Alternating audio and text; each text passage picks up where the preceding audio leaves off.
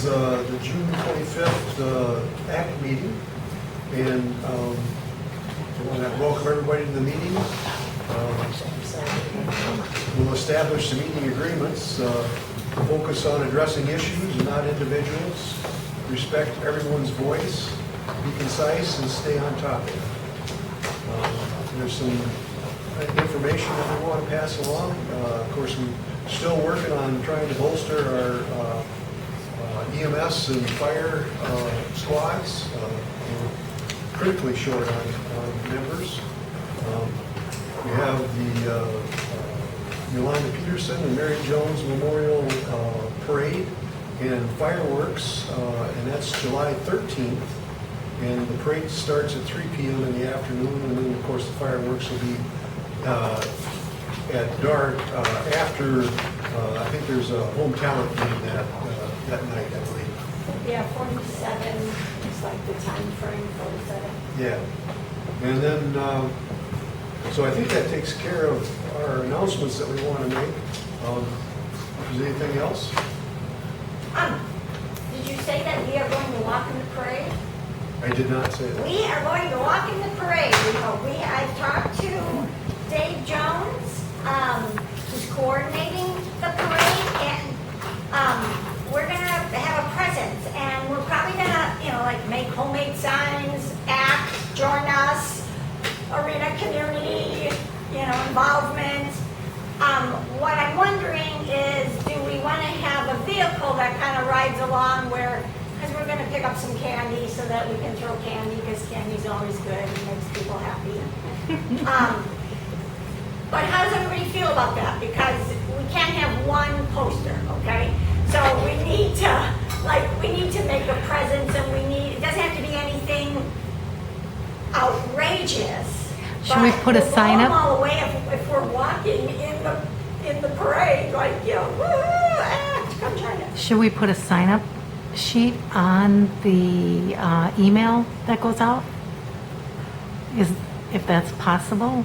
Or if they can contact us, we can put a link where they can just say they're going to? It's fine. We really haven't had anybody communicate to us through the emails, have we? Through the e-lister? No. Not really. Mm-mm.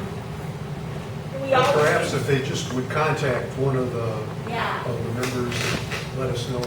yeah. That sounds good. We certainly, And it depends on how hot it is that day. yeah. So possibly, I still would love us to have a presence. Or if it's raining, if the parade still goes, I don't know what you guys do. They but- do, yeah. So, unless we can jump on the back of the fire truck, maybe we should have a vehicle.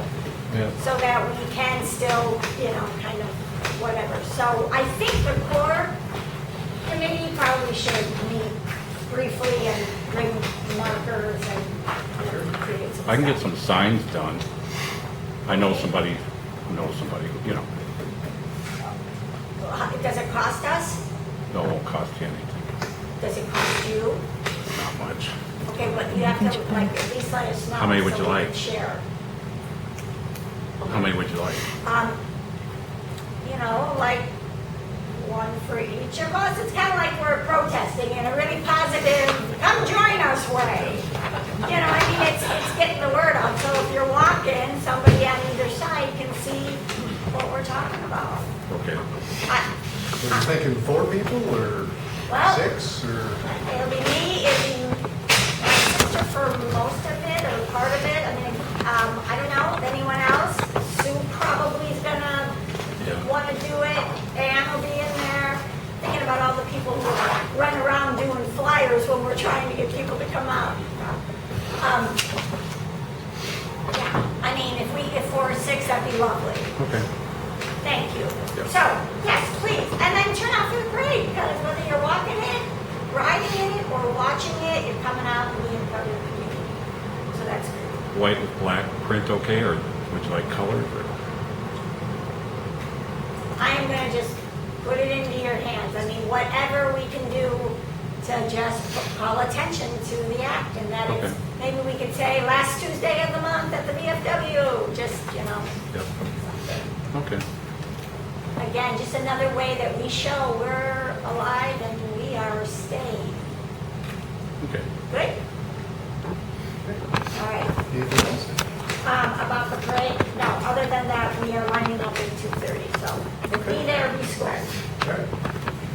Well, tonight our guest speaker is Rich Judge, yeah, that's it, right? And he's a project manager, is that what? Yes. Yep, with the River Valley Housing Coalition. And the coalition is actually sponsored by River Valley Commons. It's a nonprofit group. So I'll just turn it over to you, Rich, and you can explain what you're doing. And Sure. Well, I'll introduce myself first. My name is Rich Judge, but I've been called Judd for most of my life. I grew up in Reedsburg, and where there were lots of Judds, and in Wisconsin there are almost no Judges. So what's Unless called you're elected, right? right, unless you're elected. So it was called Judd most of my life. So I'm pretty used to that. In fact, my college roommates used to call me Rick Judd just to be funny about it. But I live in Prairie du Sac, and I got involved with the River Valley Housing Coalition. Steph Morrill Kirchhoff, I talked with her a while back, and we were doing some housing stuff up there in Prairie du Sac and Sauk City, where I'm from, where we don't have a housing coalition, and we also have two villages that sort of get along. We don't always collaborate on things, and so housing, here you've got multiple villages as well. Housing the approach is very different, community to community. But we had done some interesting stuff up there. I also am on the school board up there, and the school had gotten rid of some land that we had purchased for a high school many years ago, and we sold it conditionally to a developer, provided that they would develop workforce housing on at least a portion of that. And so that took multiple years to get a developer who was willing to do that.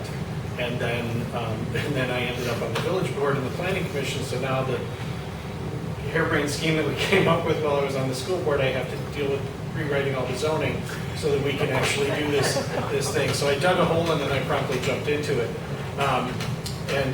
When I got involved with this, I felt like I was sort of doing the same thing. But we have been, the Housing Coalition got started, they had their first meetings last December.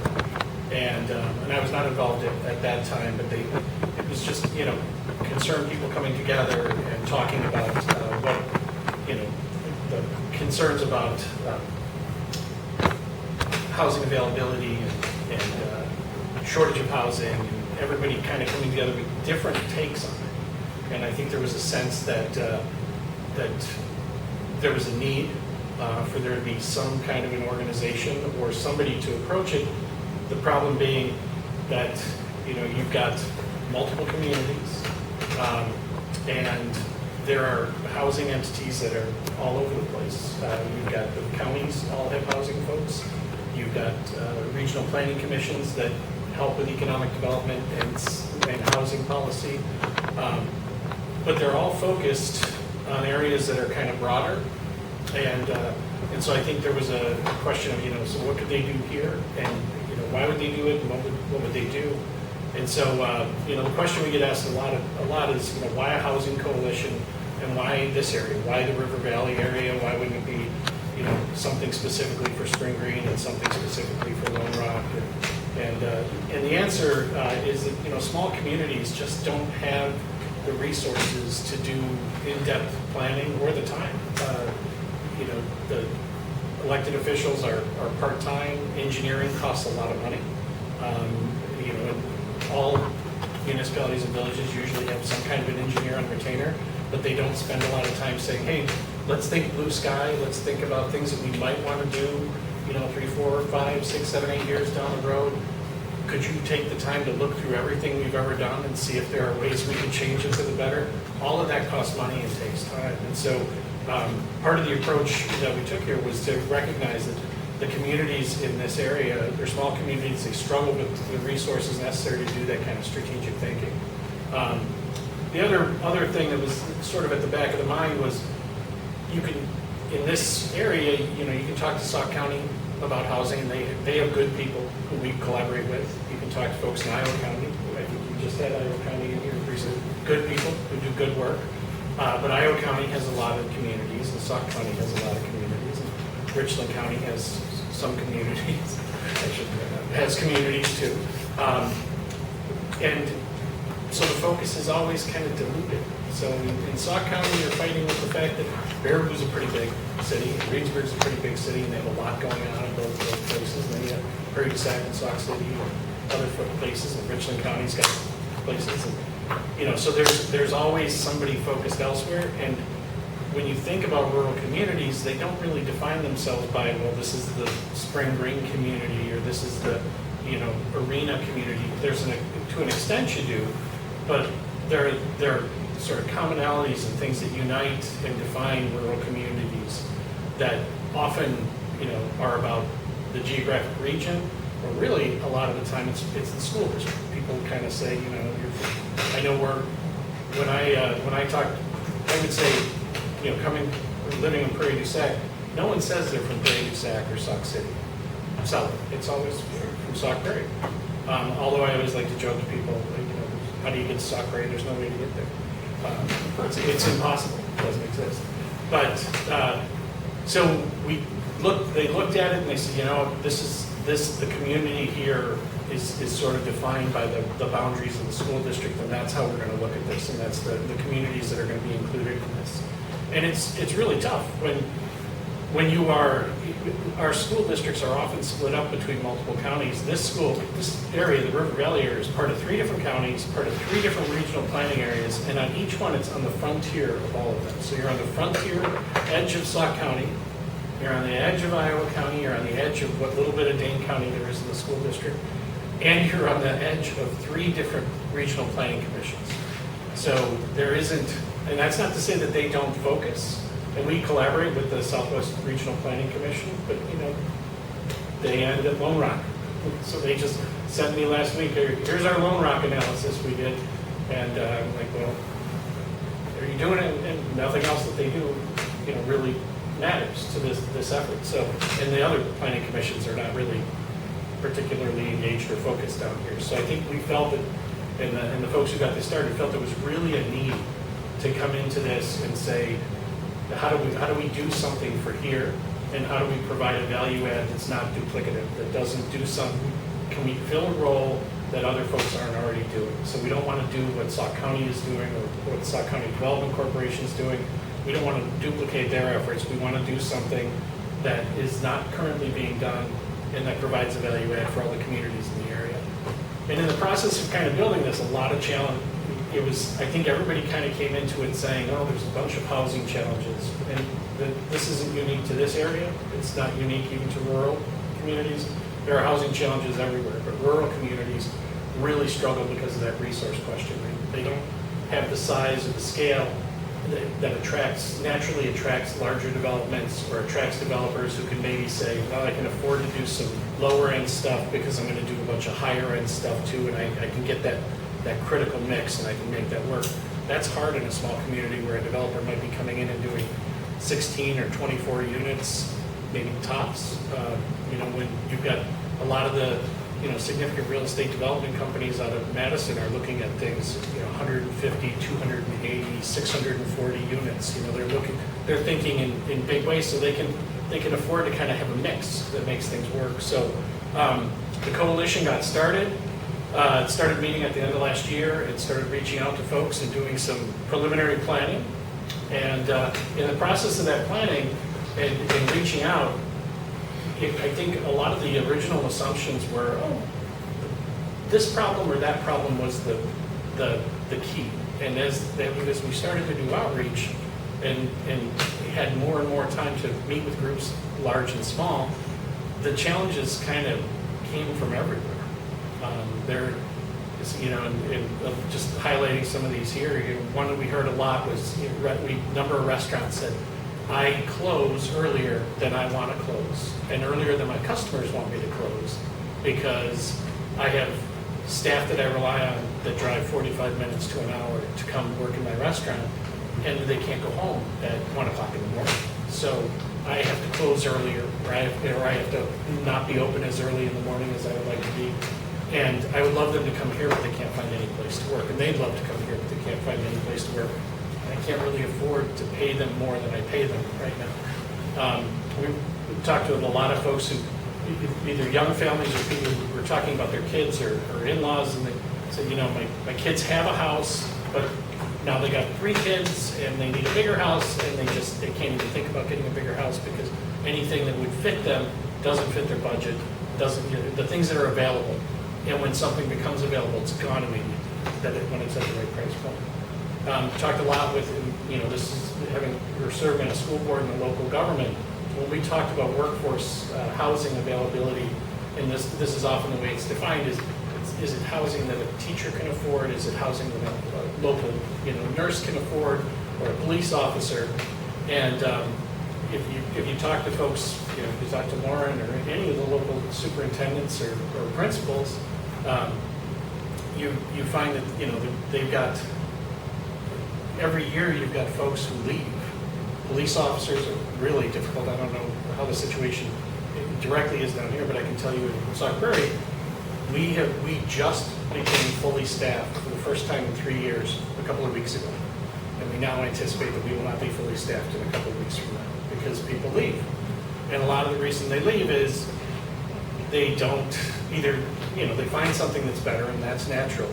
But if you're driving from Verona to do a police work in Spring Green or, you know, Sauk Prairie or wherever it might be, the minute you get that job that's closer to where you live, you're going to take it. And that was something we really ran into, and a number of the businesses in the area told us, I worry, I have these employees that I know I rely on, and that I look at them, and I just think I'm living on borrowed time with that employee because I know they drive 25, 35, 45 minutes to work both each way, and I'm just wondering when they're going, are they, you know, I wonder every day, are they looking for a job that's closer? Because they seem happy and they're doing great, and I would love to keep them, and I keep telling them to move closer, but they keep telling me they can't find any place. So, you know, and then they point at us and say, fix that, which is a tall order. But we heard that from employers the largest employers in the area, and we heard it from the smallest employers in the area. I worry every day about keeping the people I have, and I lose people on a regular basis because they drive here. Part of our study here, and maybe I'm getting a little ahead here, we did, and I'm going to talk about the research that we've done, but one of the things we did study was what they call inflow-outflow, which is sort of a demographic term for the number of people who come into your area each day to work who don't live there, the number of people who live there and work there, and then the number of people who live there and work someplace else. And the number of people who live and work here is about 865. The number of people who leave on a daily basis, or probably not daily basis anymore because a lot of people do remote work, is almost 4,000. So there's about 4,000 folks, about 3,800, it's about 30, it is I think 3,856, my memory's not always, that number sort of sticks out, of people who live in this River Valley School District, but on a daily or at least a couple times a week, go someplace else to work. Now, they might not go very far, but what's the most interesting number for us, because those folks, we don't really worry about that necessarily because they live here and they're choosing to work someplace else. They're not likely to leave. There's more than 2,500 who come to work here in the region of this school district who do not live in it. Now, some are close, some are a little further away, but those are all folks who are potential residents who could help to bump up, or it could be looked at as a potential market for residents who could bring the population up, you know, bring families into the school district, bring, you know, more growth and stabilize some of the employment situation for some of these employers, but they live elsewhere. Now, some of them probably do it for choice. They grew up in Richland Center or grew up in Reedsburg or whatever, and they live there by choice. But some portion of that 2,500 surely is folks who would live here given the opportunity. And even if it was 500, imagine a 500 increase in population in this area, what that would mean for your school district.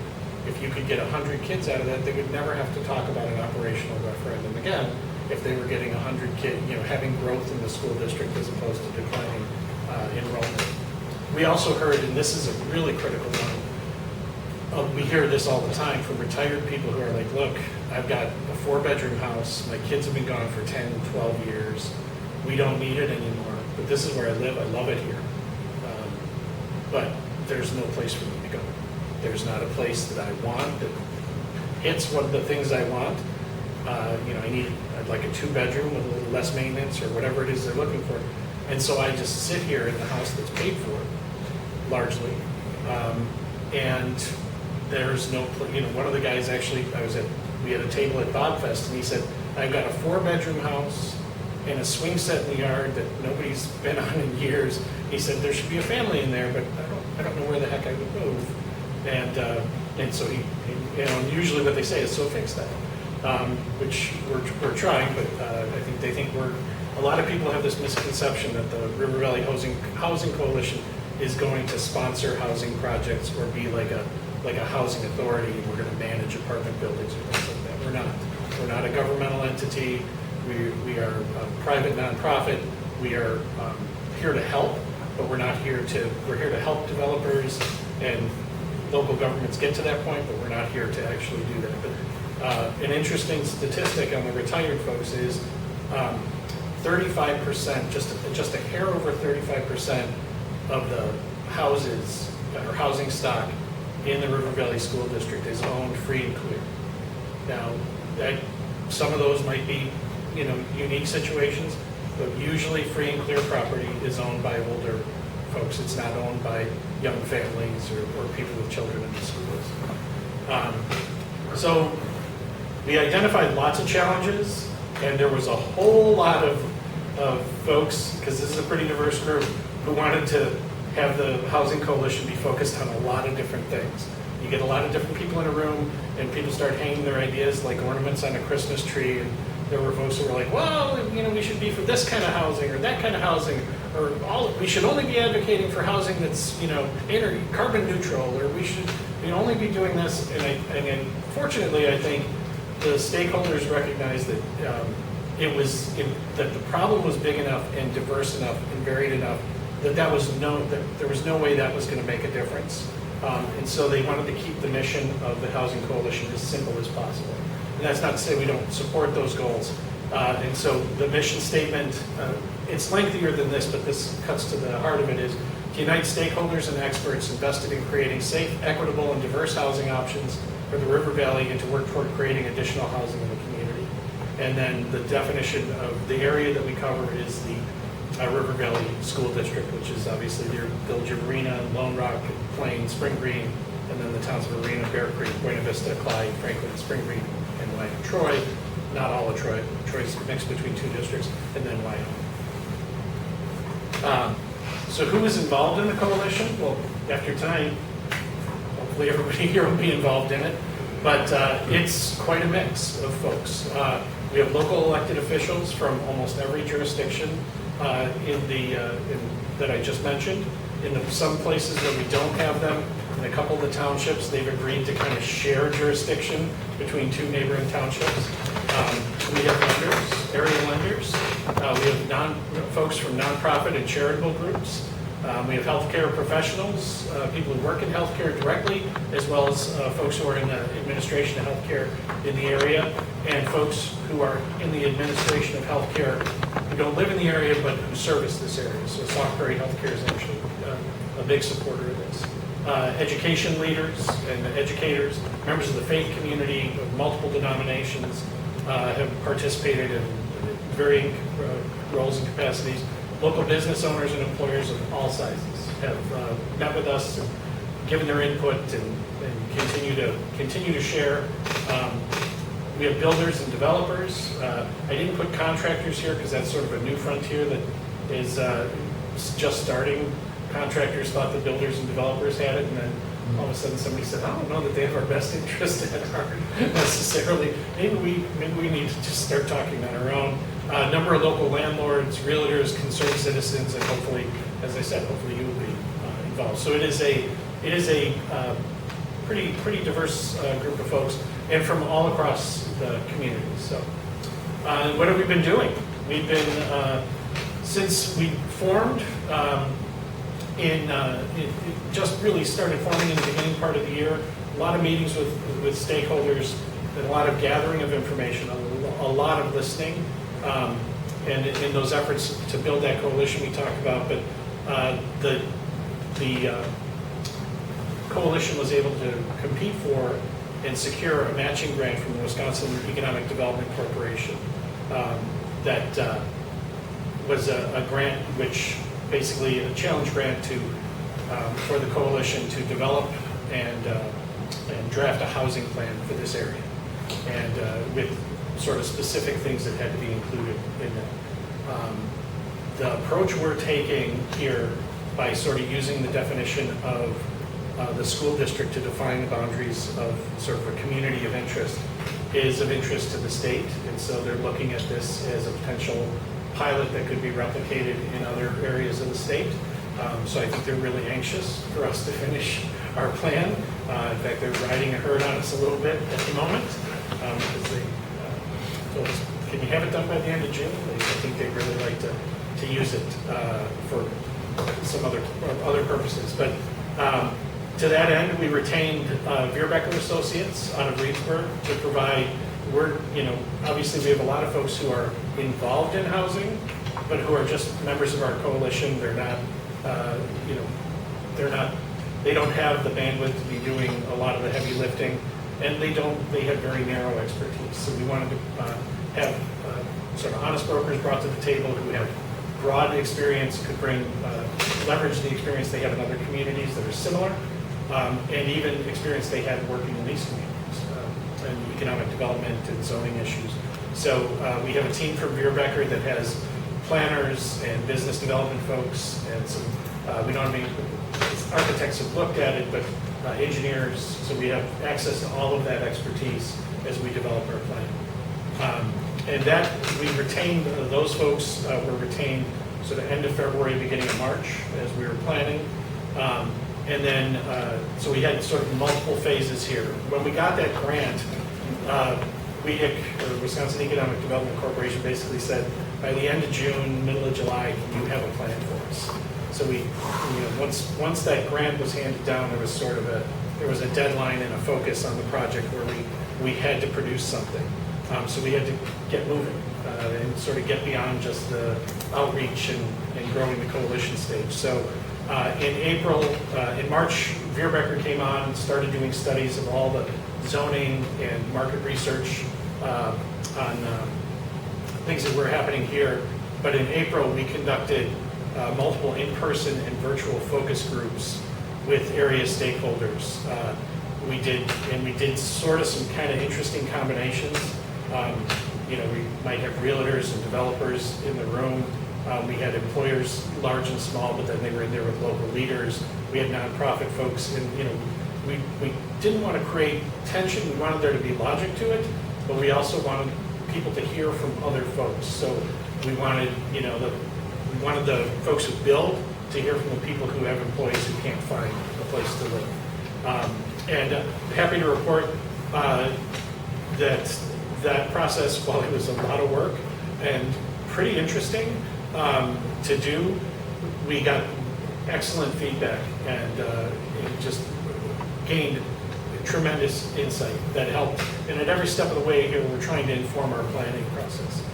Paid, so there should be heavily involved. But they have done, they are actually building the physical plan for us, with us consulting. But they did, as I mentioned before, an extensive review of the housing market in the area. They also have reviewed all the local zoning ordinances and every comprehensive plan in the area. They're also doing demographic analysis and census block analysis that look at things like commuter patterns, income levels, age trends over time.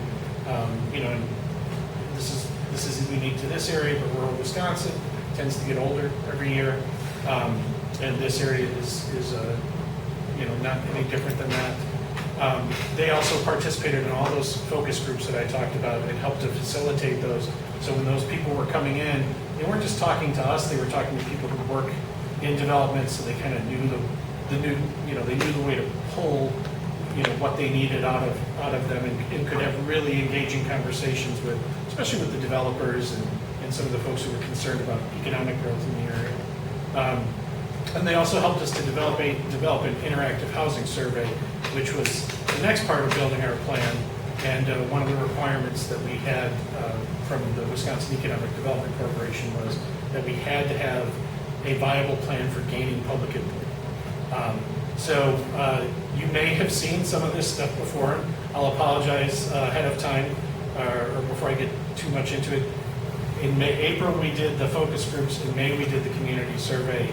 And the way we did it, we did not have a polling firm that we could hire. That's very expensive. So we had to do a lot of grassroots outreach. So people from our coalition were pushing our survey out to people that they knew and putting it on their social media. You probably saw some of the articles in the local papers. We did social media advertising, and that I'll apologize for, because your Facebook or Instagram may have been bombarded with our ads, because we did ads on Facebook, Instagram, and TikTok, and they were very successful. They drove about half of our survey traffic came from social media, which just shows the power, and we didn't spend a lot of money on it. It just shows the power of social media as a communications medium. And interestingly, just as an aside, the folks who were directed from social media, you can track everything about, or a lot of information about them.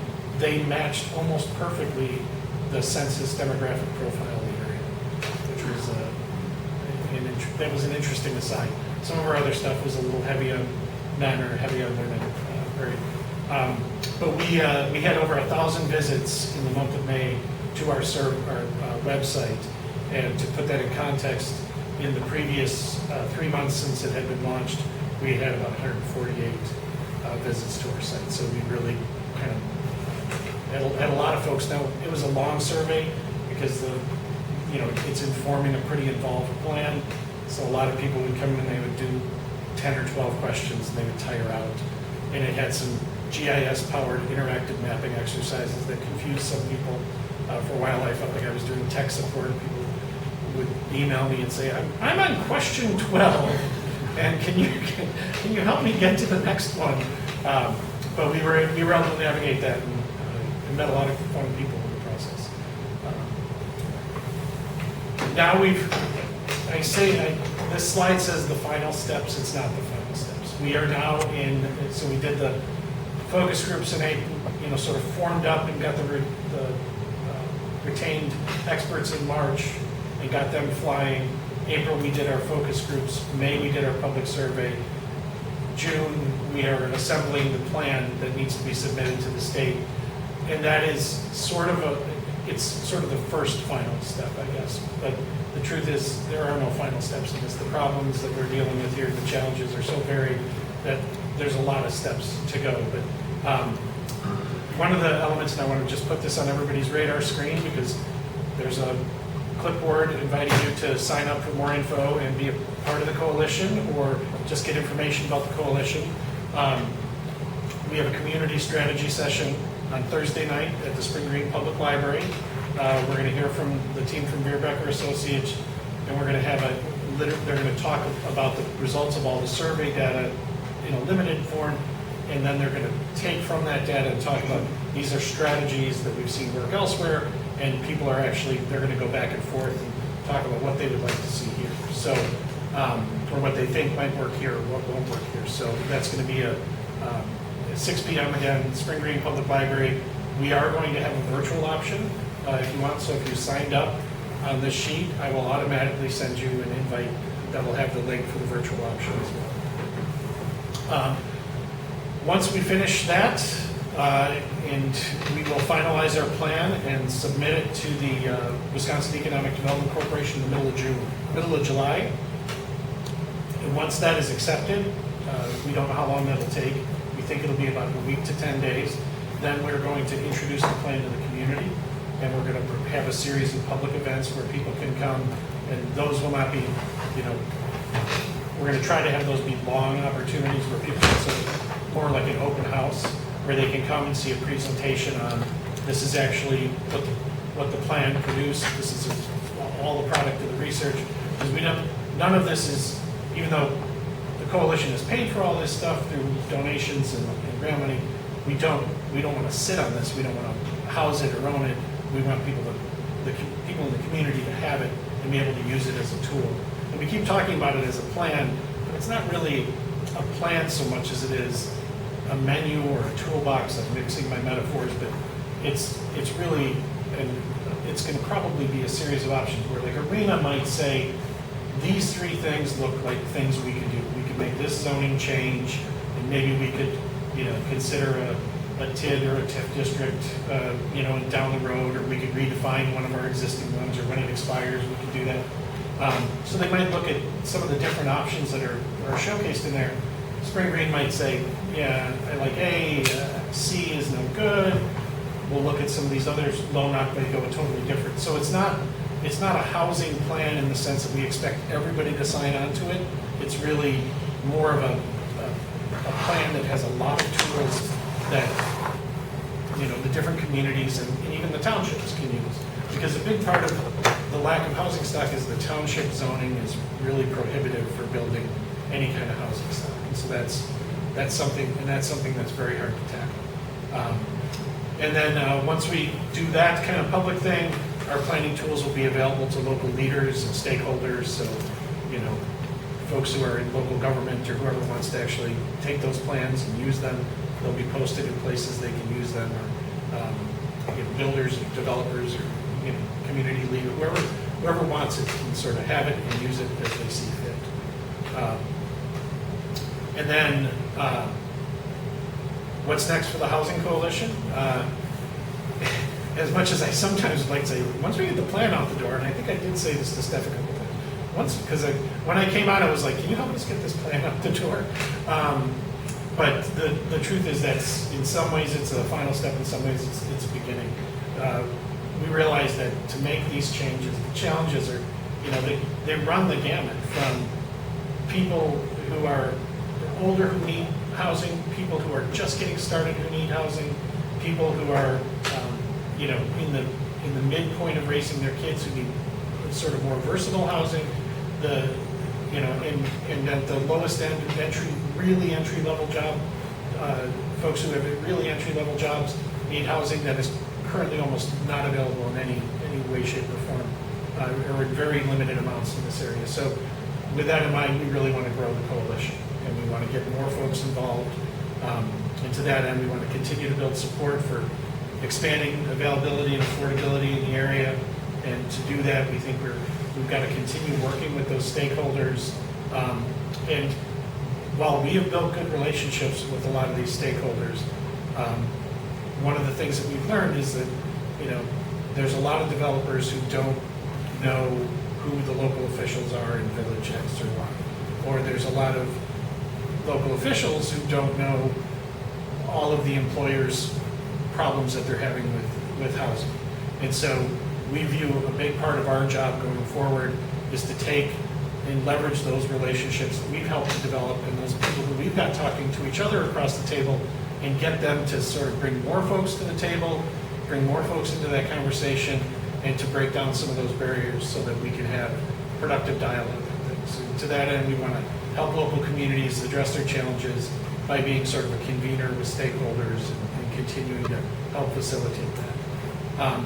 This final point here is probably the biggest and meatiest part of what the coalition is likely to do going forward is to try to provide a resource that can actually research and secure grants from federal government, state government, private foundations, which there's a lot of, that can help to bring down the cost of new developments of a variety of kinds. And we were just at a conference, a USDA conference for a day about a week and a half ago, and they actually had the secretary or undersecretary of HUD was there, and she said, so you're all talking about these plans that you're doing, and we can't do this today, but we want to try to figure out a way to do that. So we're going to pilot all kinds of come up with ideas, and we're looking for things to pilot. We're looking for things that, and especially in this conference was about rural America, and specifically about Wisconsin. And I think there's this recognition that when it comes to rural communities, it's easier when you have a large community. The urban development of housing is something that has been studied and thought about, for a century and a half. And there's a lot of social science and there's a lot of research that's gone into it. But when it comes to rural communities, nobody really worried about things like housing development as much because, farms had big families and rural communities were pretty stable and it really, most of our rural communities in Wisconsin continued to grow until 2000. And then in 2000, it just started sort of, plateauing. We used to joke in my many years on the school board that flat is the new up for enrollment, but the population in many communities, flat is a good sign. Now there are growing communities too, places like Reedsburg and Baraboo have grown quite a bit, but a lot of communities, if you look at Lone Rock as a good example, their population is lower now than it was in 2000. And that's not a good, not by a lot, just by a little, but a little bit of, and the aging that goes on in those populations too is, you can sort of see the long-term problems that will come from that, of problems with your schools, problems with availability of employees. It's great to have a lot of retirees who remain in the community, but those folks are probably not going to take the job, painting houses for a local builder, or they're not going to take, entry-level jobs at the factory. You need folks that, are going to move here to work. And so our hope is that we are going to become a hub going forward for looking at all of the different, and we do look at all the different creative things that are going on out there. And there's some really remarkable stuff. Some communities are creating development land trusts where they actually go out and buy land, and then I'll just use one example, they sell the land back to a developer for the first 3 lots next to nothing, and then there's like a progressive rate that the developer pays till the end of the development. They're paying full price, or the person who's moving in is paying full price on the lots, so that they get folks in who can afford it, and they're sort of, using market forces to create affordable housing. And that's just one example. There's all kinds of different things that are happening that are really, really exciting, and we're going to try to keep on top of those and possibly help to underwrite some grant writing and things that would probably be cost prohibitive for local governments to. It's hard. I'll say this as having served on the school board. One of the things I have served on the Sauk Prairie School Board for a number of years is we used to get a grant every so often, and just because nobody has time to write a grant proposal, they're hard. And then about 6 or 7 years ago, we decided to actually take someone whose job was being redefined and who had some experience with that, and we said, how would you like to write grant proposals or supervise grant proposals for the district? We've gained, since that happened, we've gained about $6.5 million in grants. So virtually our new high school, almost all of the stuff that, some of the building of our new tech ed and our greenhouse and all of the stuff that's in our new tech ed centers was basically paid for through grants. And that enabled us to do other, to do other improvements. And we have, so I think the good news is that we're not sort of going to sleep on this and stop. We're going to be looking at other ways that we can provide value and try to be an asset in ways that folks just don't have the time or resources to do, to sort of be that value add. Questions? And I'll ask the first question, what can I do? You're welcome to join the coalition. You're welcome to donate to the coalition to help keep it going, and helping with grassroots communication. When we roll things out, getting people to understand the problem and know about the problem and be conversant in it and to care about it and to understand that they're going to see some things. One of the big challenges of development is people they get sideswiped by it, and they all of a sudden, we're dealing with this in our community right now. People are like, oh my God, they're going to put 400 units in. You haven't had 400 units in ever. It's true. 400 units doesn't even begin to scratch the surface of what we need. down here, so having people kind of socializing that concept where people understand like something's got to give and we need to do something.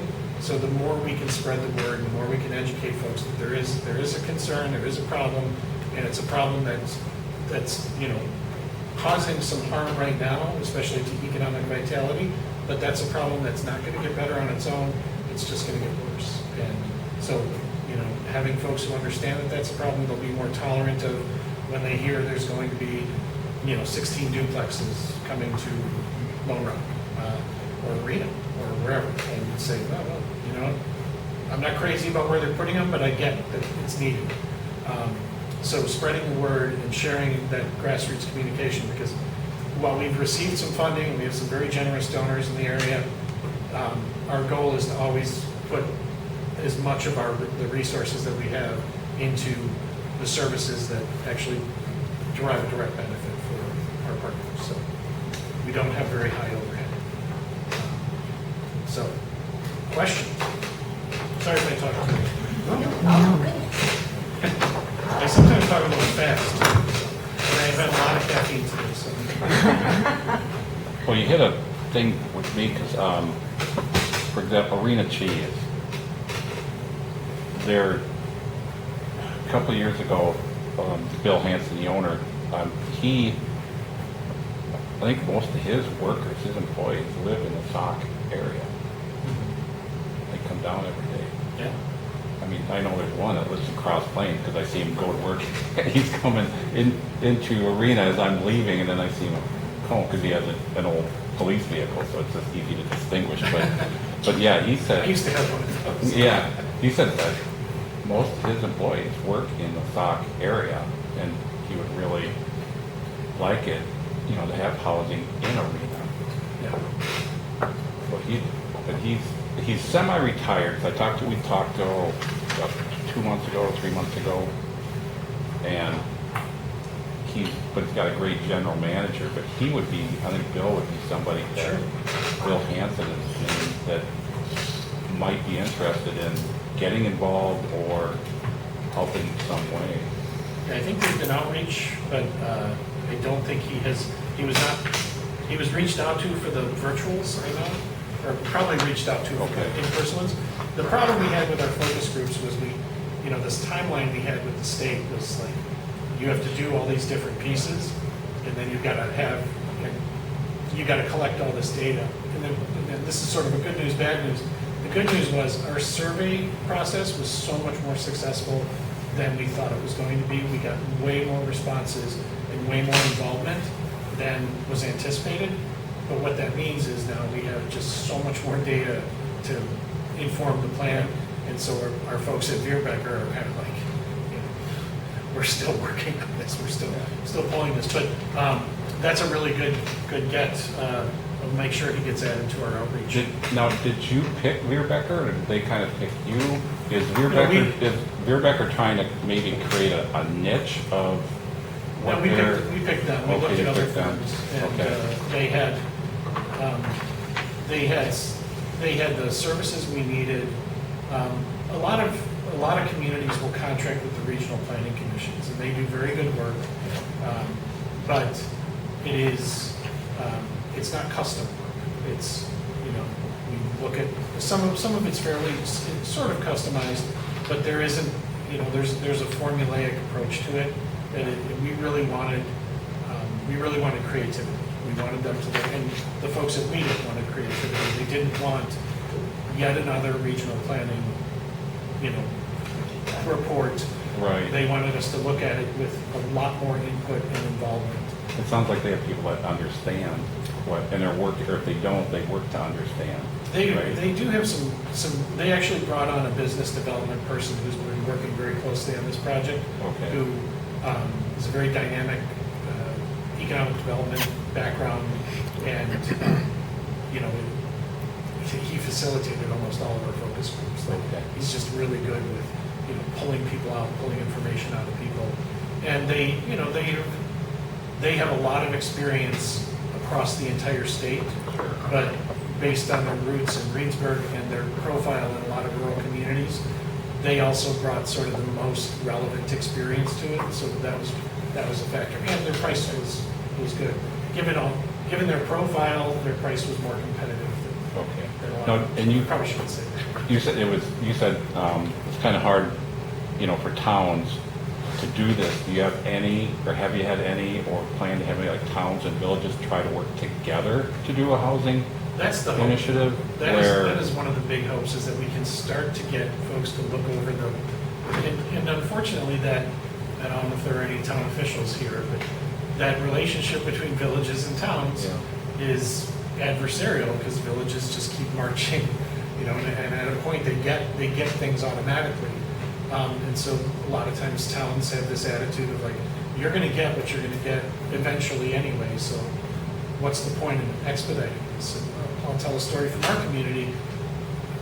We have a really nice hospital in Sauk Prairie. And it's set pretty far back from the road.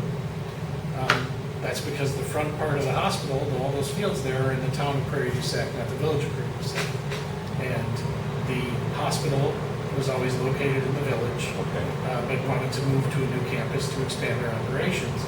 And the village of Prairie du Sac was trying to keep them in the village and just to use their existing footprint and expand there, maybe knock down a block of houses or something. That was never going to happen. And so I think some of our village folks who were close to some of our town folks were like, dig in your heels, and while we try to talk them into staying, downtown in the village, that was never going to happen. They just bought the land and said, just set it back in the road. And it's nice. It actually looks, nice, and they plant sunflowers and stuff out there. And, I think someday they'll have some kind of senior transitional housing that will get developed in those places. But right now, it's just wildflowers, or a few years ago, they planted sunflowers. I think they're actually going to let the FFA have their crop test plant there for the next couple of years. So if you come up like a plan for a community, you look at what's already in there for businesses, correct? Mm-hmm. Okay, and then like the employee base, you kind of go age, gender, Yep. things like that, and everything too. Yeah, all that factors in. You're right, and then the land that's available, because you have to consider everything. Now, that's one of the interesting So- things, the land available piece Yeah, and this is feedback we got from a lot of our developers. They have this feeling that there's a lot more land that should be available Yeah. than currently is, but just because sort of individual preference of the folks who own it, they're holding on to it because right. they don't, they think there's something maybe that's going to happen that's going to be even better down the road. Yeah. They're just not ready, for it. And so, that's one of the big difficulties is, accessing that land and then getting the point you raised before, the collaboration between towns and villages to where you can say, can we have a development out in a township and figure out a way to, and that can be really cost prohibitive because the infrastructure in a village, it's sort of easy to do infrastructure because you're just extending laterals and it's kind of building off of what you have already invested in. A rural development or a township development, that can be a pretty steep. Well, Rena has, within the limits, has plenty of land. Yeah. The Street land is actually around got a lot of our infill. village hall, that is for sale. And I don't know what he wants, I haven't talked to him for years. But then on the south side of 14, their land, it's actually two-piece. One is a 5-acre corner that is owned by, her name's Andy Art. And then she owns the rest of the property with her husband, or her ex-husband. And she's always, I talk to her like every 3 months or so just to stay in touch, but she's never given a price how much she wants for it. Then there's also land around our village park, I'm not sure how much for sale that is. Right. But that was, we always thought that would be, those pieces of land around the village park, great for housing, for subdivisions, and then apartments, and then Right. duplexes, you scatter them all, kind of put them in together. That's what you would look at doing, like putting, Well, I think, because instead of having, that area's all apartments, That's Well, all keep duplex, in is mind, that we're the not gonna tell subdivision? Arena what to do. Okay, but- What we're gonna tell Arena is, these are things that are currently impediments that you have. Okay, This is land that you have available. You know, you've got X amount of infill lots. You've got this amount of developable that's adjacent to your infrastructure, or infrastructure is already there. You know, this is sort of the low-hanging fruit that you could go for. But here's the impediments that you have. You haven't redone your comp plan, so your comp plan prohibits it from a zoning viewpoint. Wisconsin requires communities to review their comprehensive plan every 10 years. In a lot of villages, when they review it, it's basically like, all right, we reviewed the comp plan. Everything's fine, everything's fine. Yeah. Because, you know, it's, and I'll use my, if you look at the old comp plan of where I live, the areas right next to my neighborhood were supposed to be all single-family homes built around what was going to be a new school in 20 years. That's now Culver Park and Sudbury Healthcare, and will eventually be this multifamily stuff that the school district's on. All of the things that were supposed to be there, none of them are going to be there. And that was, you know, that was the operative comprehensive plan for 15 years. So those comprehensive plans need, and the thing is, I'm a village official, so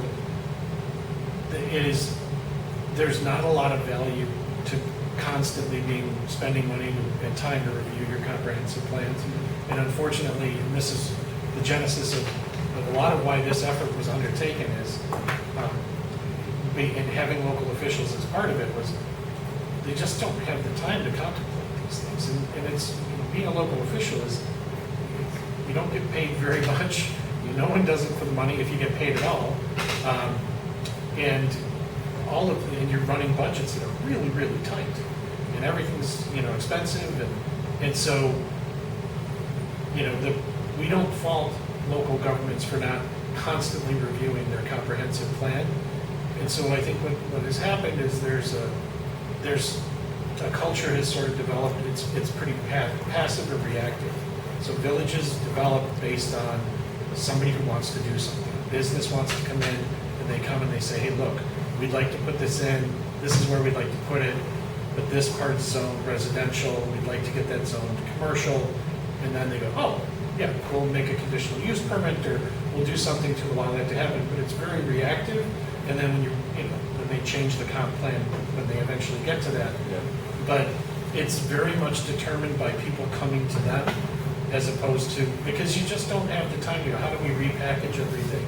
And sometimes your local chamber or whatever will do it, but most small communities don't have robust or highly staffed, all kinds of people thinking about like what is possible is really hard to do, especially in small towns. So our hope is by starting those conversations and facilitating those conversations, we're gonna sort of lower that barrier to getting that kind of thinking going on. But we're not going to, I don't think we're going to be telling anybody, like, you should do this or that. But with your experience, you can make suggestions. Right. And things like that. Yeah, because it was always, We don't want to presume to tell yeah, it was always on the Illinois north, how to do their business. yeah, north side of 14, like resident, that's your population. Yeah. And then on the south side, land, businesses, things like that, just part it as, just like keep it separate, but then also too as kind of a safety factor where you don't have kids crossing Highway 14, so you keep your population on one side basically, and the other side is where your businesses are, which, could help.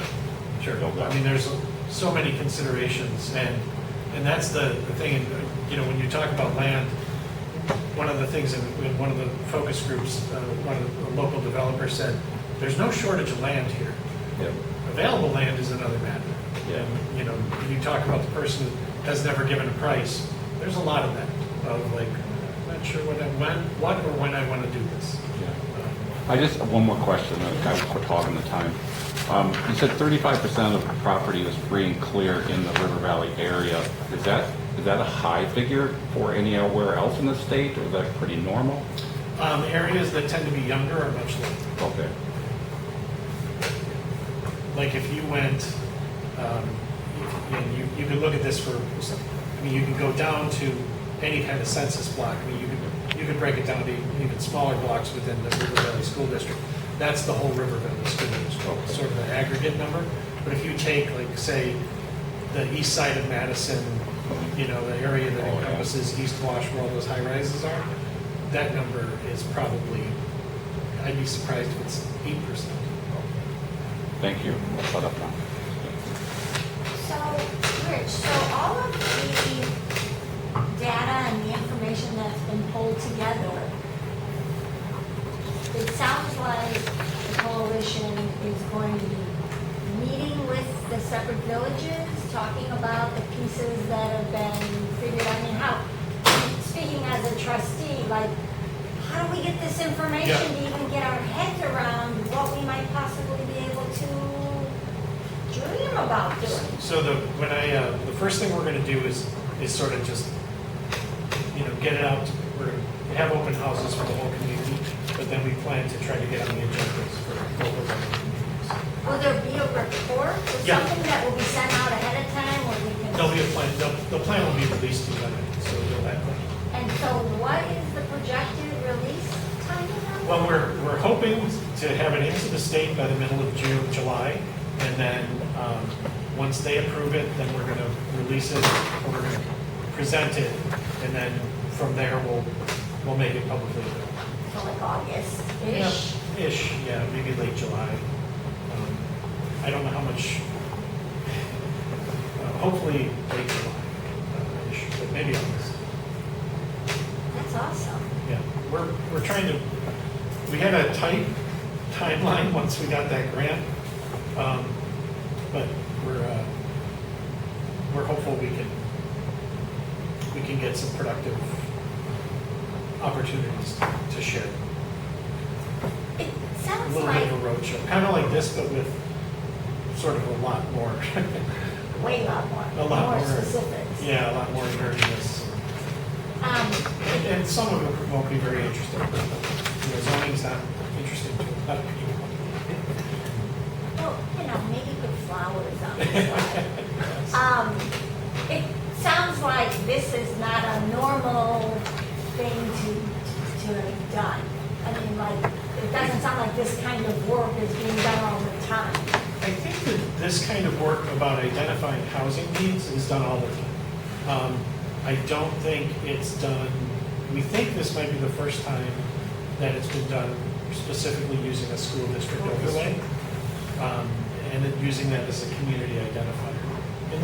And again, this is not to take away the good work that the folks do in Iowa and Sauk and Richland County, because they do a lot of good work, and they do it with limited resources, and they try to do the best job that they can. But northern Sauk County is different than southern Sauk County, and eastern, you know, everything is different, and so there is, you know, and their opportunity to sort of think big and take a breath and go, what can we do next, is, you know, they have limited opportunity for that as well. So you know, and we haven't met any, you know, I guess you could say maybe the regional planning commissions would sort of see something like this as, oh, you know, that's something we do, we get paid for. But even so, they, you know, we share our stuff with them, they share our stuff with them. You know, we go both ways.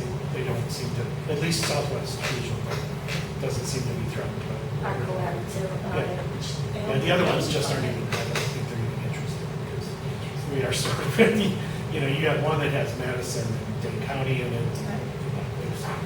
they probably don't, they have to worry about too much development.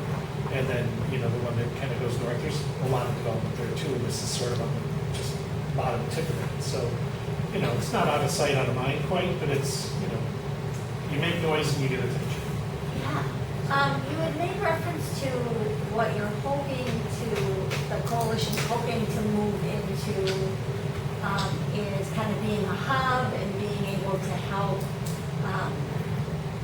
you know, kind of find resources or share the resources that the coalition or the hub has the time to research, to be able to say, hey, there's this. You know, I is don't that- know, am I I don't know that we understanding would that? ever be the fiscal agent for those. I think we would maybe hope to underwrite maybe a grant writer. that could help. I don't think we ever want to be the, sort of holder of funds. I just wanted to make Yeah. sure I'm No, it is understanding. possible we could maybe, when we went to this USDA conference, one of the things that kept coming up was these community land trusts that we're developing, and those are complicated things, but as more of them happen, there becomes a playbook for that.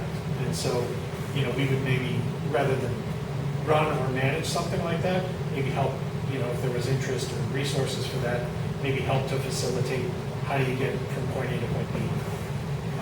Or if there's HUD grants that are maybe available to municipalities, for defraying the costs of certain kinds of housing for the initial development piece, maybe help to, oh, this is what those grants are, we'll pay for half of the, this is just spitballing, maybe we'll pay for half of the grant writer to make that happen, so that, folks can access it.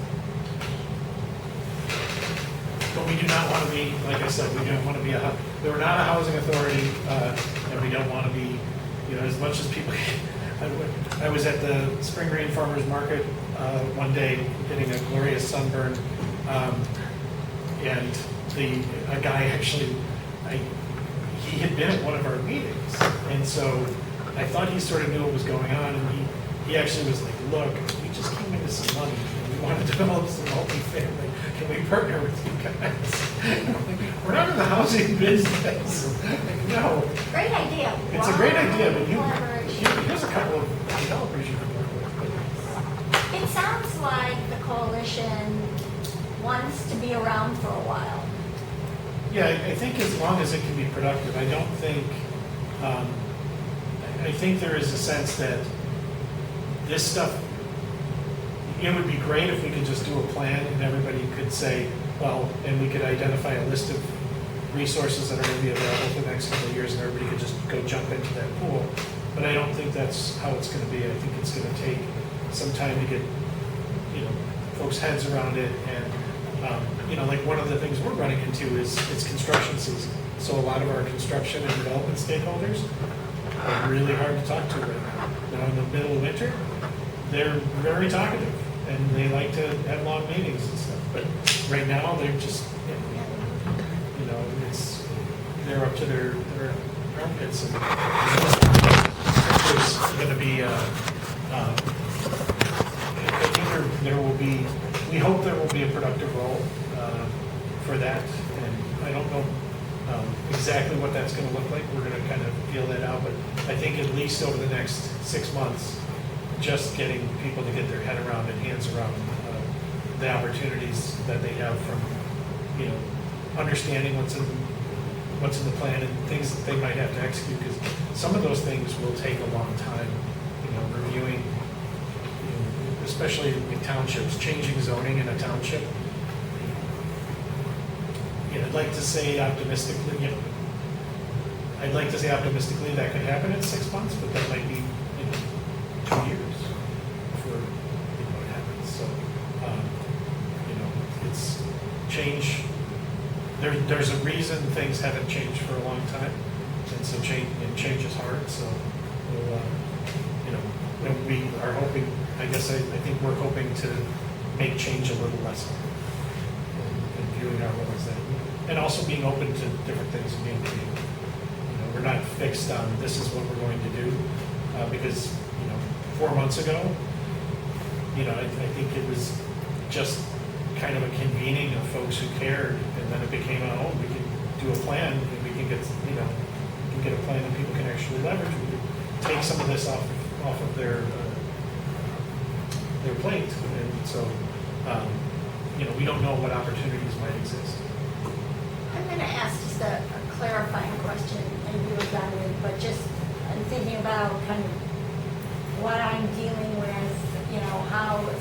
how to maneuver, how to, take a positive step forward. All the research that's been done has been pulled from real numbers. It's all solid, fact-based information that the plan that will come out late July, August Right. is based on. Right. Okay.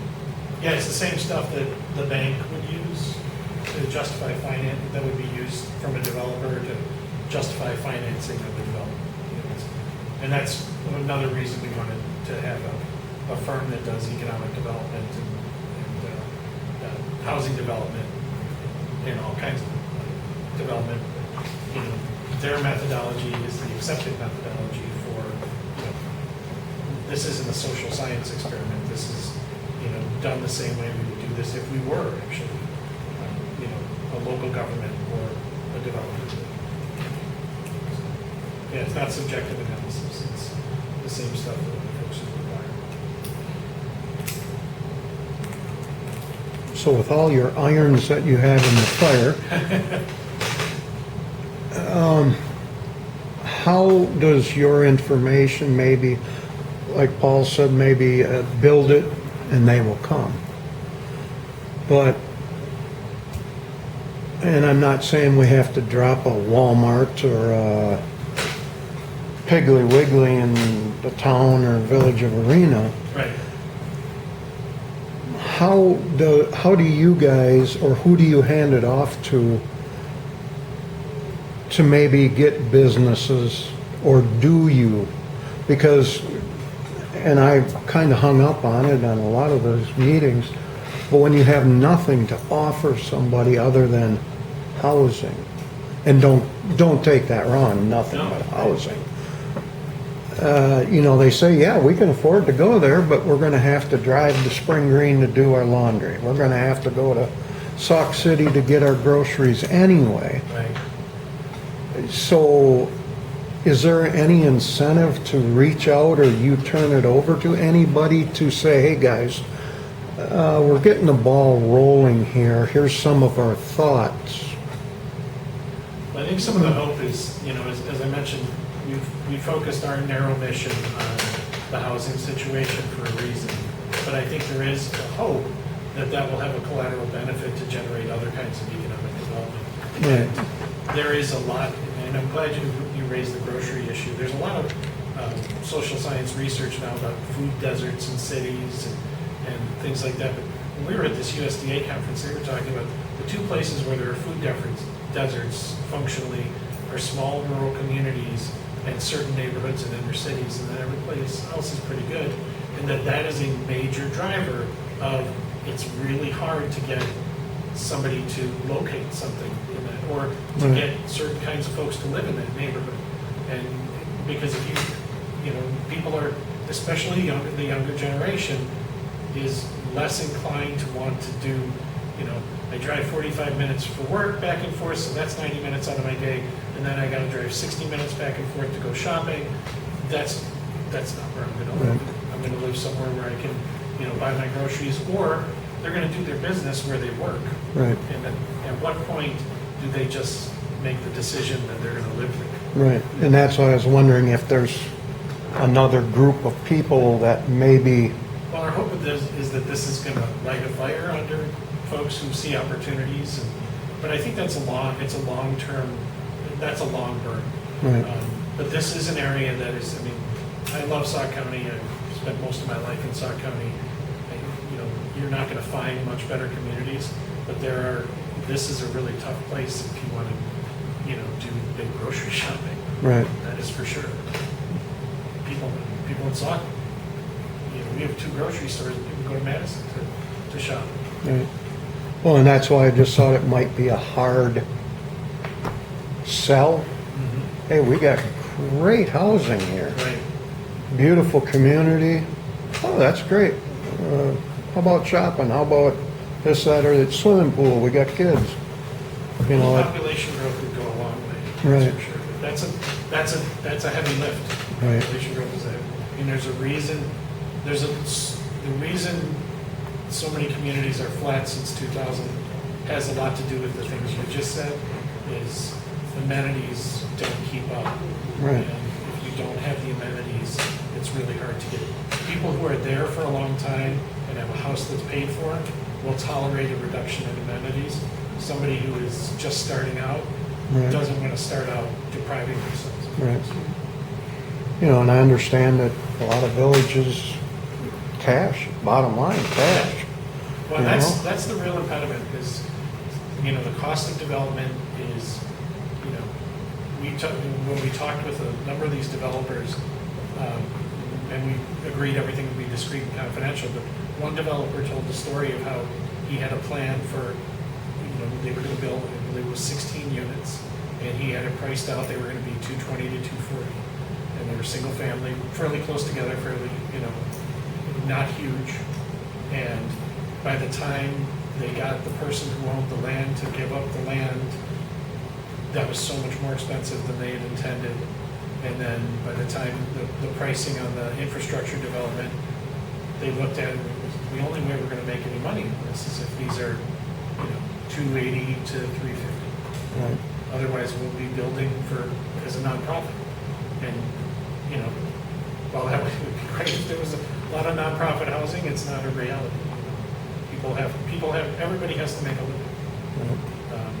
So it's, but if there are ways, and there are some interesting things that are happening where they're, creating funds that do help, ideally, every community would have the resources to say, we're gonna front your development, part of your infrastructure development costs.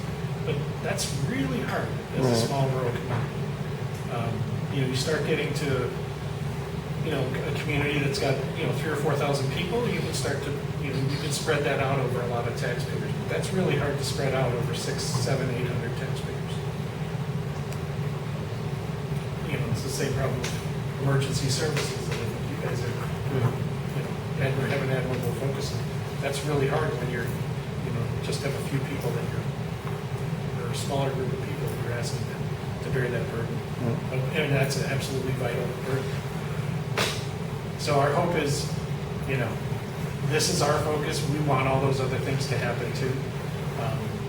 There's so much cool stuff down here that, if you just get this feeling like if you can get a little mojo going, that it could really start to have the force. This sounds like a excellent kind of anchor to start heading in that direction. Well, we hope it'll help. We sure hope it'll help. Well, how much interest, overall? It sounds like there is quite a bit. I would think there'd be a lot because you go by the statistics that they show you.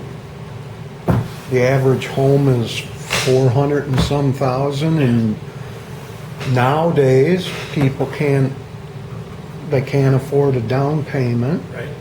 So I would think with a group like you are coming out with and saying, it's going to take a little bit, but if you can't afford the $108,000 20% down payment, Right.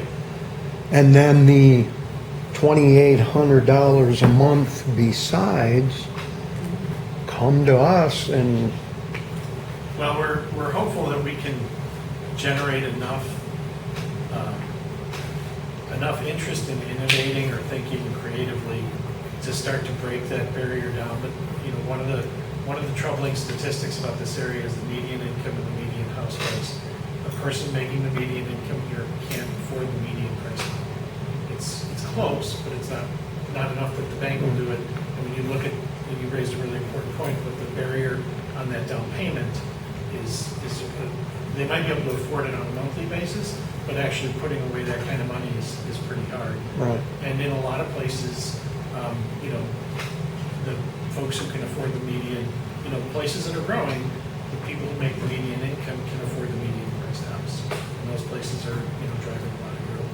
And some of them are very, when you look at a place like Wanakee, now they have proximity to Madison, they have excellent schools, they have, lots of employers in their community, and they have a huge housing mix of really expensive and even some that's, not so expensive.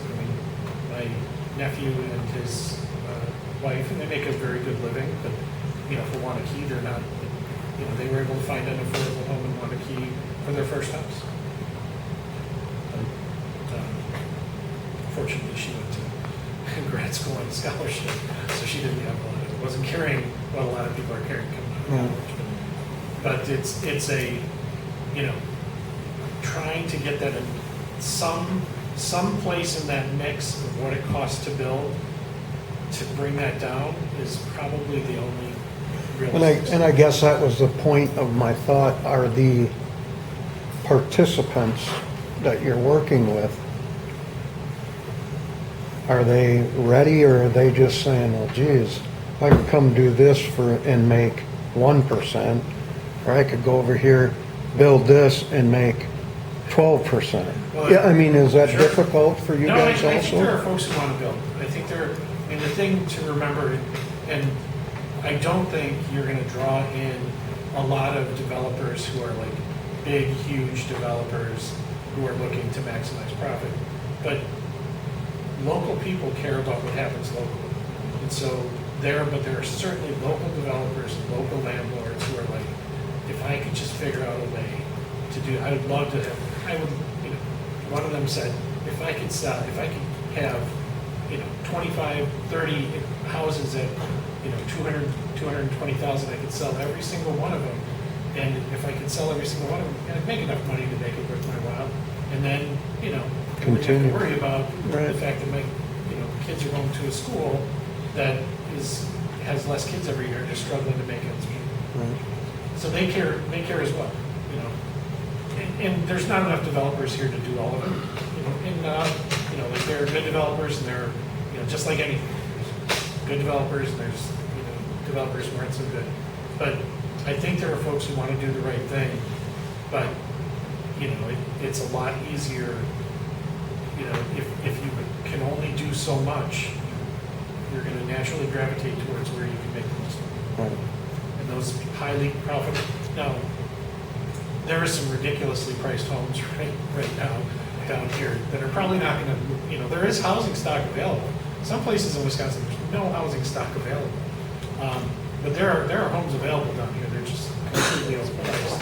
And I'm not sure many banks would, unless you have a pretty big down payment, I don't think anybody's going to let you buy 1,800 square foot home for $629,000. Which is, Buy a $50 ticket to the parade of homes to go look at homes you'll never afford to have.